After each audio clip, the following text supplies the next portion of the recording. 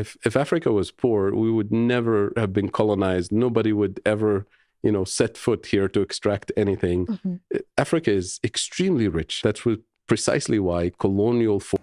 Okay, so first of all, I want to know what you guys think too. You know what I mean? Uh, the first thing I want to mention is why the hell is the African Union being funded by Europe or America?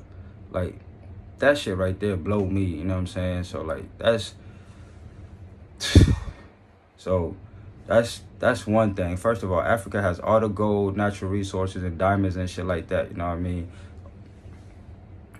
Which is one of his points. You know what I mean? Africa can't be poor. Africa is far from poor. Africa's been rich since day one. You know what I'm saying?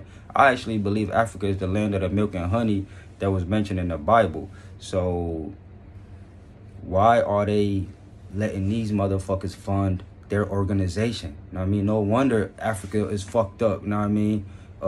So as you guys can see, I'm highly passionate about this.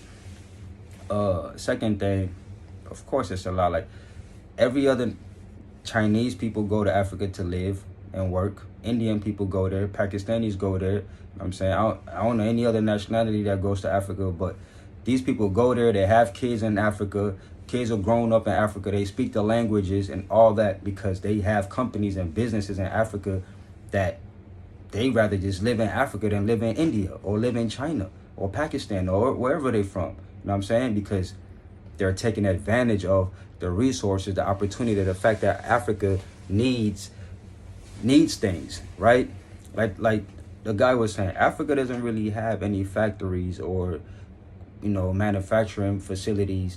That's another reason why it's poor. You know what I mean? Well, that's another reason why it's dependent on these other countries, you know what I mean, or Europe and shit like that. But